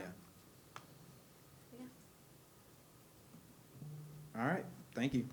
for listening. Thank you. Yeah, I mean, did we wear you out? Very detailed, thank you. Okay, yeah. That was a lot. Very good. To tell you the truth, we could have went further, but we had to cut off somewhere. So just quickly, I'm gonna just kind of go over the schedule. We have not completely fleshed that out because, as I told you, with the storm shelter, we're having to kind of figure out what we're gonna be doing with that. That's gonna, you know, dictate to us when we can actually put this out on the street and bid it. We're gonna be getting with the CMAR in January to start getting that pricing together. We're hoping to have this out to bid in March, but right now, I don't know that that's gonna be the case. We've gotta lock some things down. There's a lot of moving parts. I gotta figure out the storm shelter. We gotta figure out what's going on with the, why am I drawing a blank on that? But anyway. The drainage. The drainage, yes, and so we've got a bunch of factors that we have to get nailed down quickly. The good thing is we're engaged in it, you know, I'm working on your grant, you know, so we got a lot of things that we're trying to get done for you at the junior high. Okay, that's it. All right, thank you. Thank you, guys. All right, thank you. Appreciate it. Thank you. Awesome. Yep. Oh, I should have asked you had any questions. I don't think you had any, did you? We already asked. All right, so after that presentation, I think maybe might be a few people might want to take a couple minutes. So 10 minutes sounds good, everybody? Yes. We're gonna take 10 minutes, we'll come back at 7:40. Gavel out. We gaveled out at 7:30. Okay, we're returning from our break at 7:39. Okay, so this item that we just went through, which is item 8A, is an action item. This is regarding the schematics of what we just saw from the architect. I'm ready to entertain a motion on that. Make a motion to approve the design for improvements at Kennedale Junior High School as presented. And that is motion by Ms. Maria Douglas, Second. second by Ms. Felicia Moody. All in favor, let it be known by Before we aye. vote, Yeah. can we talk about that? Are we going to are we gonna circle back when we look at the drainage? Well, that's a different part of the process. Okay, what I part of the understand. process is that, just so I'm clear? Okay, so that will be done in the next phase. I was just talking to Robert regarding that, Okay, and he said that, yeah, but that'll be coming back when we do the next part of it. and the next part is, I don't know the exact name of what that part is. but okay. That's not a The part of it. schematics. The This is schematics. schematic. That's So, what but Preliminary. we'll vote on that when it comes back? Yes. Okay, Yes, all sir. right. So it's two separate votes? It can't be on, like, wait until the drainage to then vote on it? No, they're different. By approving the schematic process, then that will give them the approval to move to the next step. Gotcha, thank you. Which would allow them to bring us the drainage stuff. Yes, And that the will, other thing- that there which was will another be, thing which will too. be included in. Yeah, that will be okay, included in all the right, step. all right, that's all I needed to know. Now, one last question. That doesn't include the drainage that we share with the neighbors? Is that separate? It's all drainage. So it's gonna include that drainage as well? Right, whatever is gonna be included in. for the I don't bids. know that we're necessarily going to touch on the drainage that's gonna affect we're affecting the stuff that's coming off of our building, that's what he said, we're lowering our footprint. I don't know that we're going to be able to address exactly everything that, you know, the neighbors may feel that we need to address. So I think we have to be very cautious with that. Are we gonna sit there and lower our footprint? Yes, we are, but I think we have to be cautious with what we're, you know, trying to accomplish, so. But I think the question, just for my clarification too, because since I made the motion, is that we're basically doing sort of the schematics of, you know, these improvements. There's many more details to come for us to review to include the drainage. Yes. They have to have a starting point. Yes, This they is have to the have a starting start, point. yes, and we'll get many more details as we go along, so, All right, thank you. Yes, and there'll be many more votes to come. more votes to come, right, okay. Okay. So it has been motioned and seconded to approve the Kendall Junior High schematics as presented. All in favor, let it be known by aye. Aye. Any opposed? And that motion passes unanimous. Okay, we now move to section 9, which is the superintendent's report. Mr. All right, James. so once again, you have the enrollment figures in front of you, so I'll just quickly summarize and go through. We're sitting about 6 students. We have 15 open enrollments. We're sitting 6 students below what we were last year at this time, last year. So our enrollment's staying fairly steady. Our attendance rates, if you look on the next page, we're sticking, actually gone up. We're about 95% for the district. We were at 94.6. We're now at 95.02. Our high school in attendance is a little bit down. Our early childhood center is staying, it's down, but that's pretty typical for an early childhood center. But our other campuses are staying right at around 95+%. So I wouldn't say we're in bad shape, but we're always continuously working to get it better. And then you see the enrollments from the developments. We're continuing to have more kids coming to us. Magnolia Hills is now up to 21 kids. Hammond Creek Apartments is 64, and Alta Landing is at 27. That's pretty much enrollment. Construction update. You've heard about, you just saw the schematics for preliminary design for the junior high school. We've already covered the Huckabee design for the high school. And now, we'll talk about, what I want to talk about tonight is the baseball construction. They have been running the plumbing and they've been running the rebar. They got the inspection, I believe. It's coming in today or tomorrow. It's good, it's been moved to Tuesday. Tuesday. Inspection is Tuesday, or we're hoping to pour cement on the 20th. Okay, so once the cement's run, then the walls and stuff can start coming up. So they're still predicting that they're going to be on schedule with it, and so we like I said, with all the Are they? delays. No, they're not gonna make the December 31st. No, sorry. Mid-July. Whoa, what? January. Summer. Mid-January, before the season actually gets rolling. Sorry. Okay, so that's only like Yeah, two, so it got what I pushed mean back by 2 weeks, but beating the it's deadline, still they'll be- before. All will not be. It should be completed before the season. Okay. If they stick to if they're on schedule, but it may not be Well, their ready. practices are- We're hoping that it is. We're hearing that No. it should They've be, been able to use the field the but whole time. barring any significant weather or anything like that, and we can't predict all of that, no. So, but as far as, But as of right now, it's just been pushed back 2 weeks and the season doesn't start till well after that. so we should be fine there. So, okay. All right, that was the main thing I wanted to give you the update on. We've, everything else is rolling on. They had a construction meeting today with, Can we also, I'm sorry to interrupt you, can we also clarify too that, because I know some people were saying they didn't plan for bad weather, we got rain, they didn't plan, but bad weather days were built in there from what I understand. It was the fact that when they went in, that the design plans that were given, that were made before didn't accurately represent where specific. It was basically a utility issue. Right. We had 2 different water lines that we did not know were there. Existed there, correct, And yeah. that's what's thrown us behind. Yes. We had a citizen that sent me an email. and there are also some Right. electrical not knowing where the shut off to the softball. It was not clearly mapped out where the shut off to the softball was. That created some delays. I mean, there were delays that were built just off of the demolition aspect of it that Right. created problems. And so but as far as bad weather, yeah, all that's been built into the schedule. Yeah, I was just. All right. Thanks. Any other things on construction? And like I said, we were talking about today on camera systems for the elementary system campuses, so pushing that forward and moving forward with that. So now I'll go into the TAMS conference. If you will pass these down that way, please. So Dr. Boo and I attended the TAMS STARS conference. There should be 2. Maybe they got next one. There's an extra here. I think down there.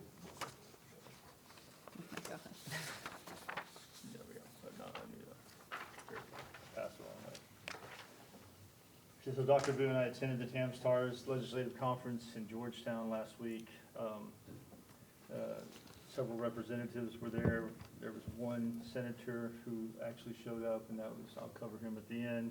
But basically, I kind of give you some of the highlights. I took the notes from the notes that I took. I summarized all that. So the first speaker was Representative Brad Buckley, who was the chairman of the House Public Ed Committee.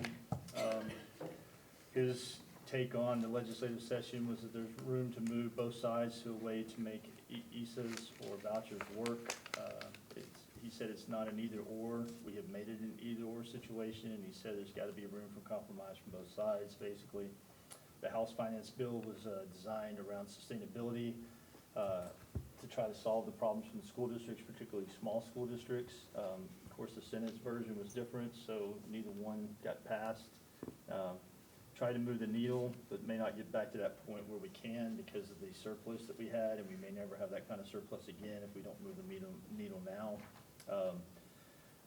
He said it's time to take our boot off the throat of public education, which I agree with wholeheartedly, and I think that's one of the things that, we're seeing. Certain members of the representatives want to loosen the restrictions on, and all the mandates and everything that are being placed on public education, and there are other ones who want to increase it, particularly the Senate. When I say not representatives, legislators, sorry. STAR test is the most disliked issue in the legislature, and he said it never goes away.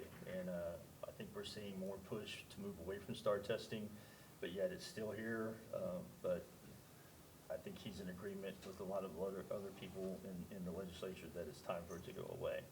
School funding was left undone, but has to be addressed. Public schools keep finding ways to make it work, even without the funding.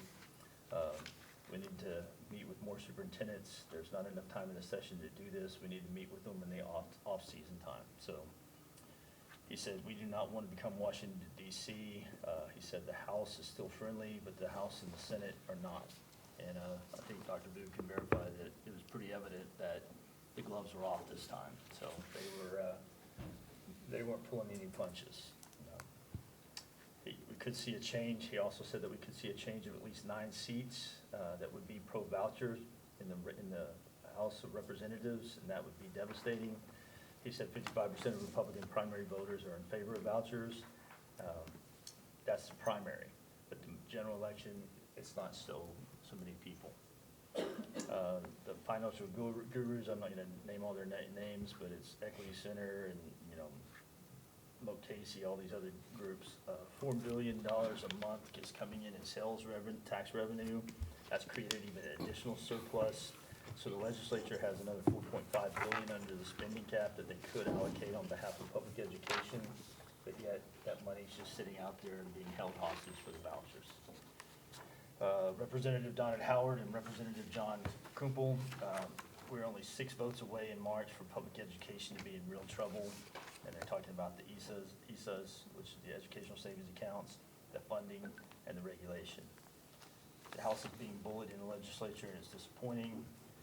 Charters are 8% of the student population. Public schools are 92% of the population, which is 5.4 million students.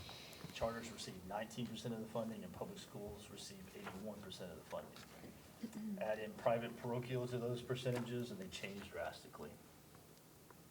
So adding the ESOLs or the vouchers is only going to take away more money from public education, even though they say it's not going to, because they have no way to fund it. So we have placed more money into public education. Representative Howard said that we have not placed more money into public education. We have simply shifted around. But if you listen to the Senate, they claim that they placed all this money, this new money, into public education. But the reality is we have not. It's just simply been maneuvered around. The only new money being put into public education is for increases in new populations into districts.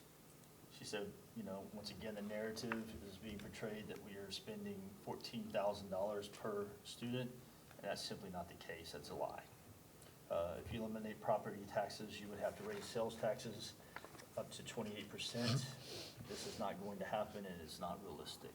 So what is their alternative to funding schools if they do away with property tax? So that's kind of where they were headed with this, and that was actually Representative Kunkel. So how much money is needed to fund Texas schools properly?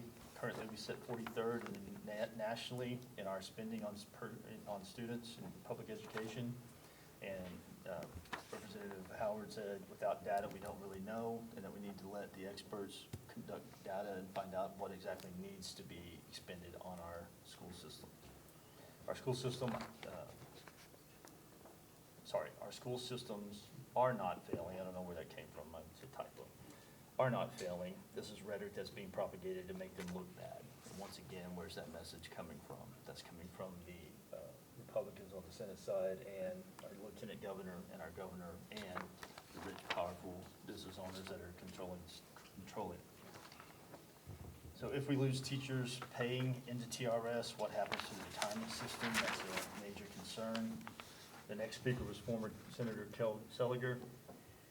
The support of public schools is our constitutional obligation. Political retribution for not being a team player. He's speaking from personal experiences because he was ran out because he did not go along with Governor Dan Patrick. What happened to the two senators who voted, what happened to the two senators who voted against the voucher? What's going to happen to them in the next election cycle? Elections have consequences. The lieutenant governor tries to insinuate that the House answers to the Senate. There is no upper house. This is a false narrative as well. House Speaker Phelan does not bow down to Patrick as the governor. Patrick uses fear and retribution. Republicans don't support Republicans, and this will eventually lead to their downfall.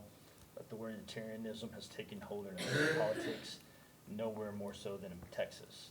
And he relegated what's happening in Texas right now as a Russian oligarchy, where the wealthy control politics, and the two wealthiest people are Tim Dunn and Ferris Wilks, who are pumping all this money into the Republican Party to put the candidates that they want in place.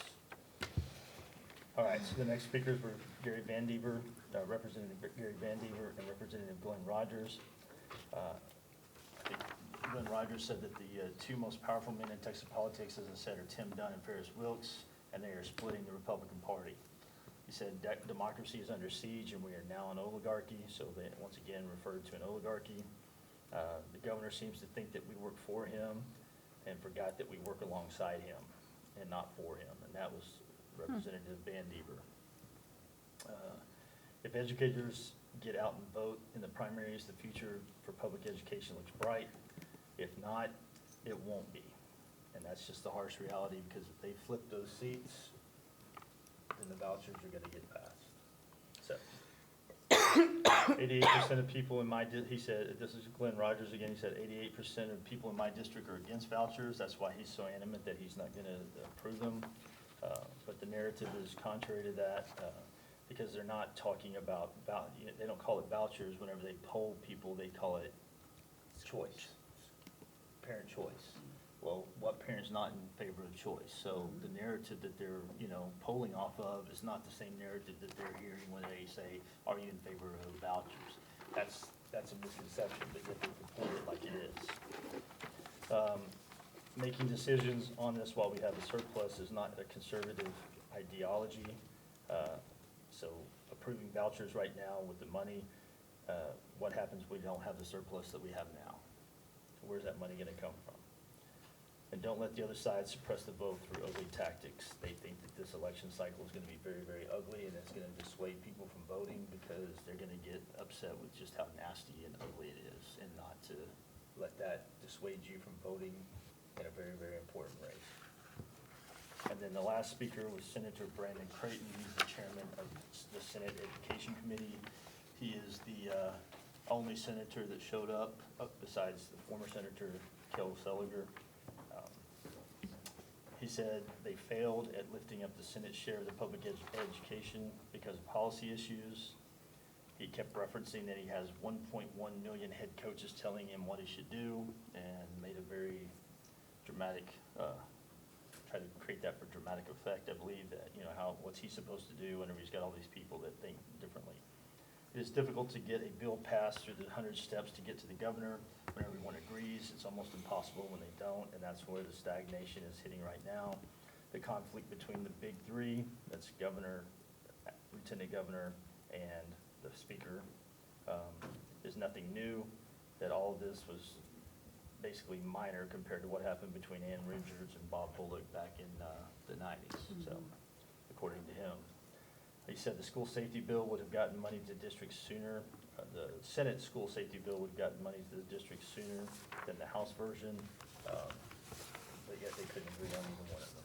So, once again, we said with no money for the mandates that came through. So, he also got very, very upset by a question by the moderator and basically threw a little temper tantrum on the podium, and it's quite interesting. But Dr. Vu, I'll let you give your take on what you saw at the conference.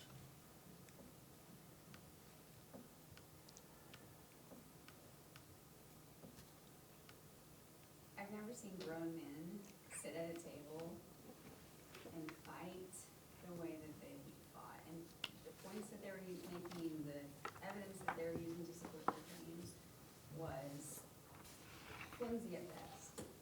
And that was my first experience. I watch politics, I watch debates, but I don't sit and watch the sessions, the House sessions, and it's interesting. Yeah, very disappointing, I think I wrote on the paper that we were sitting and listening to him. Frustrating, very, very frustrating, because it's the same narrative all the time. You hear one from the people who are in favor of public education, and you hear a complete different one from the ones that aren't. You know, he got really upset because the narrator or moderator asked him a question that, are these educational savings accounts basically tax benefits for the wealthy, benefiting the wealthy only? And he got, basically, did you really ask me that question? And just got all really, lack of a better word, butthurt, you know, and it was like, okay, you know. And so I wanted to ask the question, so you got all indignant and all offended because he asked you this question, because you call that a garbage narrative that's being perpetuated by the people who are not in favor of vouchers. Well, what about the garbage narrative that we have to deal with all the time, that public schools are failing? That's being perpetuated by the people who are in favor of vouchers and who are in your party. And I didn't get to ask that question, but anyway, they shut it off pretty quickly after he finished speaking. Send him an email. They got him there, and I guess They they don't didn't answer. want to let everybody just start going at him, so we've I've been tried there to. all day. I But sent him it's very disheartening to see what's going on. The House and the Senate are completely opposite ends of the territory. So until, and that's why now I think the governor has decided he's gonna shift it by getting other people elected, and that's his focus. So we need to encourage people to get out and vote and support the Republicans that are anti-voucher. Okay? Anything else you want to know? That a pretty good, that summarize that well? Yeah. Good enough. Thank you, Dr. Vu. Dr. Vu's input. Dr. G, sounds actually like a it good was summary, very, Good recap. yeah, it was electric. You know, usually at this thing, they're pretty tongue-in-cheek and they're guarded with what they say. The gloves are off this time. Oh, I bet. They weren't mentioning any words. Because it I wasn't, was embarrassed for them. Yeah. Temper tantrum. Okay. grown men. All right, thank you, guys. That completes section 9. Let's move to section 10, which is the board discussions. And first thing up is upcoming meeting dates and times. I think we're gonna have to have a special meeting, won't we? We talked about a special meeting because of the audit, so the auditors couldn't be there at the regular meeting, so having a special meeting. I thought we set that already last meeting, didn't we? I don't have that. No. No. Okay. So we will need to set a special meeting for the auditor who was not able to come tonight, so he can cover that with us. So we have 2 meetings to determine. Why don't we take a look at our regular meeting date first, which I think is probably on the 18th of January. Is that day good with everyone? Maria Douglas and I will not be here. It's Camp Grady Spruce, so we're gonna be field tripping with 5th grade for, Okay. Nice. yep. The Thursday after that would be the 25th. We have an issue with the audit's got to be done before, and turned in before Are we talking about, we're talking about the regular meeting This was first? the though. Regular So the meeting. regular meeting, we have it after that date, we're fine as long as we approve it before the audit. So just making sure that we're clear, as long as we do the special meeting before the 28th. Okay. So for a regular meeting, are we okay with the 25th? Yes. Okay. So 25th at 6 o'clock for the regular meeting. It's be 5:45 dinner and then, Meeting at 7 7. o'clock. Board It's recognition. it's board appreciation dinner. Oh, okay. Board appreciation, the 25th of January, yes. So we're staying the 18th. So then at, No. So we 25th. took off the 18th for our regular board meeting and just moved it to the 25th. 25th. And we haven't discussed the special meeting yet. I know what okay. it says. And we're but gonna, we you just said changed at it. 5 o'clock or 5:45 is it gonna be after dinner? 5:45 is what I've got for the dinner, and then 7 o'clock for the regular meeting. Okay. And that's would be on the 25th, correct? Yeah. 25th. Thank you, Mr. Glover, I'm putting that in here. So it's 5:45 for the dinner, and then 6 o'clock for the meeting. 7. I'm sorry, 7 Yeah, o'clock. 7 o'clock. I mean, unless we can eat in 15 minutes. No. I'm doing this with one finger, I don't know why, but it worked. Okay, so we need to have our special meeting before then. I know that you guys are gonna be at Camp Brady Spruce during the week of, Just the 17th, 17, 18th, 18, and 19th, yeah. okay, can we meet, 17th, 18th. We do the 11th? Yeah. Week before. Week Can we before do and the the 11th? 11th. Yep. Sounds good. okay, so we can do the special meeting at 6 o'clock again? Yes, sir. Will we be here or over at the building Oh. for the special meeting? I think it's always, Uh, I think. Would be here because they have to present, I think. What day did you, We have to, what day are you talking about? January It's usually 11th. a I just want to thing, know right? where we're going to be, because usually we do the special meetings over at the building, we come What's that? over here for the regular meeting, so wherever we're going to be, just tell me We where got to a go. DEIC meeting, Doesn't matter. I didn't hear what she said. so what's going on? She They said don't they need don't have to projectors. have a Oh. projector for that. I think in years past, we've done it here, though. Okay, so, Okay. But, That's yeah. fine. with the auditors, Just wanna know. we'll do Yeah. it here, Okay. I say here, because there's also a DEIC meeting at night at 4:30, and so I don't. Stay here. How long does that normally go? You're talking about January 25th? No, January 11th. 11th. Oh, 5:30 instead of 10. You'll be done by 5:30? Yes. Okay, so we could have it at the CSS, if you want to do that. No, I just want to know where we're going to meet, because typically the special meetings have been over at the building. Sometimes, So yeah. if we're keeping with that trend, I just need to know where to be.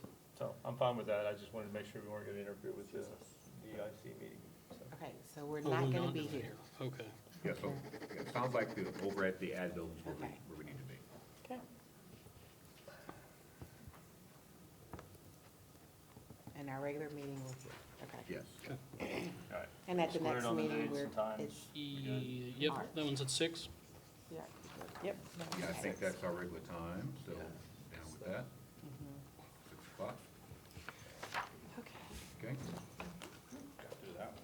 That was easy. All right, and next we'll go to personnel. All right, like we said, you can see the sheets, I'm not gonna go through all of that with you.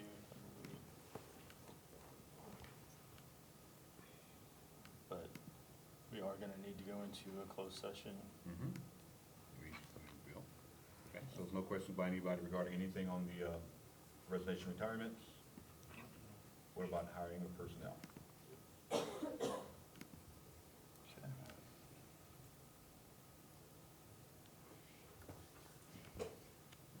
Yeah, Oh, we're letting be asked about hiring personnel. Anything on that? No. Okay, all right, so that means that we're now down to section 12, which will be closed session. So we will take a 2-minute break. It's now 8:06, we'll close out. And thank everybody for coming. Okay, returning from closed session at 9:57. We are now, we're at section 12A. And, I'm sorry, we are coming out of closed session. And I'm ready to entertain a motion from someone. Mr. President, I'll make a motion to approve the revisions to the superintendent's evaluation instrument as discussed.